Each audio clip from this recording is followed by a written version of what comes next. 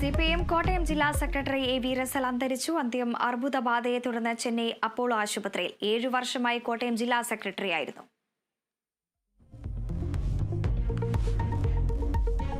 Channel ചർച്ചയിലെ വിദ്വേഷ പരാമർശത്തിൽ PC. ജോർജിന് മുൻകൂർ ജാമ്യമില്ല. ജോർജിന്റെ ജാമ്യാപേക്ഷ ഹൈക്കോടതി തള്ളി.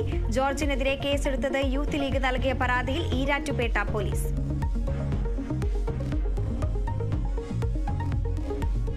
ഇൻവെസ്റ്റ് കേരള ഗ്ലോബൽ സമ്മിറ്റിൽ കേരളത്തിന് 3 ലക്ഷം കോടിയുടെ പദ്ധതി പ്രഖ്യാപിച്ച കേന്ദ്രമന്ത്രി നിതിൻ ഗഡ്കരി. റോഡ് വികസനത്തിനായി 50,000 കോടി രൂപയുടെ പദ്ധതി.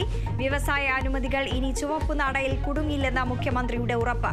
കേരളത്തിൽ നിക്ഷേപം നടത്താൻ പിന്തുണ വാഗ്ദാനം ചെയ്ത് കേന്ദ്ര വാണിജ്യ മന്ത്രി പീയൂഷ് ഗോയൽ.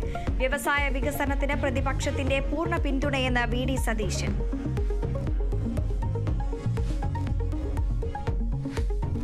അതിരപ്പിള്ളിയിലെ മസ്തകത്തിൽ മുറിവേറ്റ കൊമ്പൻ ചരിഞ്ഞു. ആന ചരിഞ്ഞത് കോടനാട് ആനാ കേന്ദ്രത്തിൽ ചികിത്സയ്ക്കിടെ. ആന അവശ്യ നിലയിലായത് മുറിവിലെ അണുബാധ തുമ്പിക്കൈയിലേക്കും വ്യാപിച്ചതോടെ.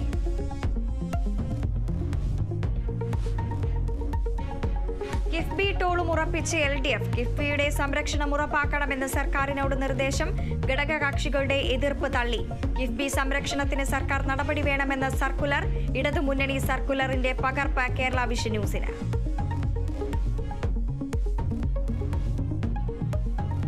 സമരം തുടർന്ന് സംസ്ഥാനത്തെ ആശാവർക്കർമാർ. ആവശ്യങ്ങളിൽ അനുകൂല തീരുമാനമില്ലാതെ പിന്നോട്ടില്ലെന്ന് സമരക്കാർ. സെക്രട്ടേറിയറ്റ് പടിക്കലിൽ നടത്തുന്ന രാപ്പകൽ സമരം 12ാം ദിവസം.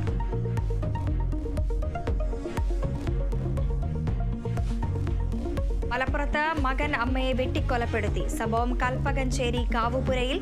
കൊല്ലപ്പെട്ടത് 62കാരി ആമിന. മകൻ മാനസിക പ്രശ്നങ്ങളുള്ളയാളെന്ന് പോലീസ്.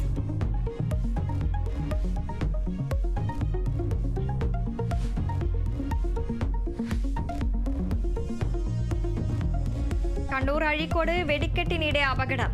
നാടനാമിട്ട് ആൾക്കൂട്ടത്തിനിടയിൽ വീണ് പൊട്ടി 5 പേർക്ക് പരിക്ക്. ഒരാളുടെ നില ഗുരുതരം. അപകടം നീർക്കടവ് മുച്ചിരിയൻകാവിലെ ഉത്സവത്തിനിടെ.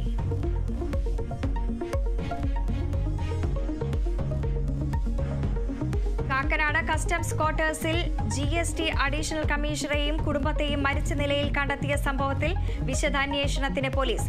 മരിച്ചത് ജാർഖണ്ഡ് സ്വദേശി മനീഷ് വിജയും സഹോദരിയും അമ്മയും. സഹോദരിയുമായി ബന്ധപ്പെട്ട വിവാദങ്ങളാണ് കൂട്ടാത്മഹത്യയ്ക്ക് കാരണമെന്ന നിഗമനം.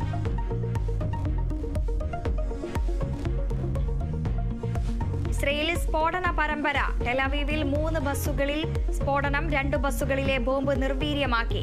നിർത്തിയിട്ടിരുന്ന ബസ്സിലായതിനാൽ ആളപായമില്ല. ഭീകരാക്രമണമെന്ന് ഇസ്രായേൽ. വെസ്റ്റ് ബാങ്കിൽ വ്യാപക പരിശോധനയ്ക്ക് നിർദ്ദേശം നൽകി ഇസ്രായേൽ പ്രധാനമന്ത്രി ബെഞ്ചമിൻ നെതന്യാഹു.